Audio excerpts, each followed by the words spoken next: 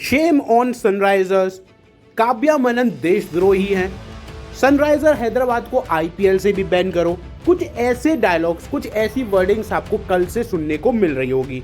अगर आपको पूरा मामला पता है तो भी मैं आपको जो एग्जैक्ट डिटेल्स है वो बताने वाला हूँ, और जिन लोगों को पता ही नहीं है कि क्या हुआ है उन लोगों के लिए तो ये बहुत ज़्यादा इंटरेस्टिंग टॉपिक बन जा रहा है। आपको क्या करना है, वीडियो को लाइक करना है, कमेंट में अपने मन की जो भी बात है वो लिख देनी है। तो चलिए वीडियो स्टार्ट करते हैं। दरअसल हुआ क्या, जैसे इंडिया में होता है आईपीएल, ऐसे ही इंग्लैंड में एक पर्टिकुलर टूर्नामेंट होता है, एक लीग होती है जिसमें इंडिया की और बाकी की जो फ्रेंचाइजीज हैं वो भी पार्टिसिपेट करती हैं। तो ऐसे ही जैसे सनराइजर हैदराबाद इंडिया में सनराइजर हैदराबाद के नाम से है, ऐसे ही इंग्लैंड में ये सनराइजर लीड्स के नाम से है, जो कि इंग्लैंड का ही एक सिटी का नाम है। तो सनराइजर हैदराबाद इंग्लैंड में जाकर बन जाती है सनराइजर लीड। दरअसल मामला ये हुआ कि ऑक्शन चल रहा था और ऑक्शन में चीजें बिल्कुल नॉर्मल जा रही थी तब तक अबरार अहमद का नाम नहीं आया था।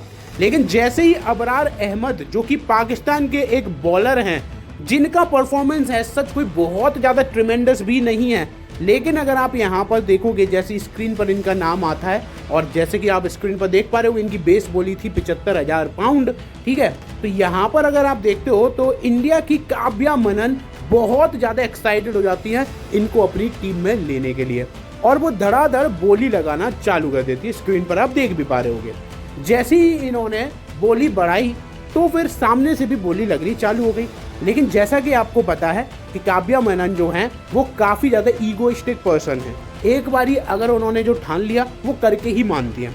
उन्होंने इस घटिया से प्लेयर की बोली इतनी ज़्यादा बढ़ा दी कि यहाँ पर आप देखोगे कि जिस घटिया प्लेयर की बेस प्राइस जो है 75,000 पाउंड थी उसको 190 पाउंड में खरीद लिया गया। जी हाँ, काव्या मनन मानने ही वाली नहीं थी, उनको तो ये पाकिस्तानी प्लेयर अपनी टीम में लेना ही था हर हालत में, चाहे उसने इंडिया को कितना यहाँ पर जलील करा हो अपनी घटिया हरकतों से, चाहे उसने इंडिया के बहादुर सिपाही को इतना चिढ़ाया है, चाहे वो यहाँ पर इंडिया की पूरी पब्लिक को बुरी तरीके से ट्रोल करता हुआ नजर आया हो, लेकिन इन सारी चीज़ों से काव्या मनन को कोई मतलब नहीं है। उन्होंने इनको अपनी टीम में ले लिया और ऐसे रिएक्ट किया जैसे किसी को तो कुछ पता ही नहीं चलेगा।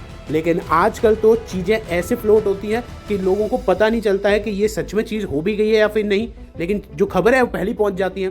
तो जैसे ही ये खबर इंडियन मीडिया हाउसेज में पता चली, यहाँ पर मच गया बवाल, और वो मचना तय ही भी था। जहाँ पर इंडियन प्लेयर्स इन भिखमंगों से हाथ तक नहीं मिला रहे हैं, जहाँ पर बांग्लादेशी प्लेयर को सोल्ड आउट होने के बाद बाहर निकाला जा रहा है आईपीएल में से भी, वहीं आप अपनी टीम में एक पाकिस्तानी प्लेयर को ले लेते हो। बाकी और भी फ्रेंचाइजीज है इंडिया की, वो एक भी प्लेयर नहीं लेती हैं, लेकिन आपको तो अबरार अहमद अपने टीम में चाहिए था। और इसी वजह से बवाल मचना चालू हुआ, और आज बवाल इतना ज़्यादा मच गया कि आईपीएल शुरू होने से पहले ही सनराइजर हैदराबाद की बेइज्जती होनी चालू हो चुकी है। उनके ओनर के खिलाफ काफ़ी ज़्यादा उल्टे सीधे अब कमेंट आने लग गए हैं। काव्या मनन तो देशद्रोही हैं, सनराइजर हैदराबाद को आईपीएल से बॉयकॉट करना चाहिए, ये सारी चीज़ें आपको इंटरनेट पर देखने को मिल जाएगी। तो मेरे अकॉर्डिंग तो सच में एक बहुत ही ज़्यादा चीप स्टेप है।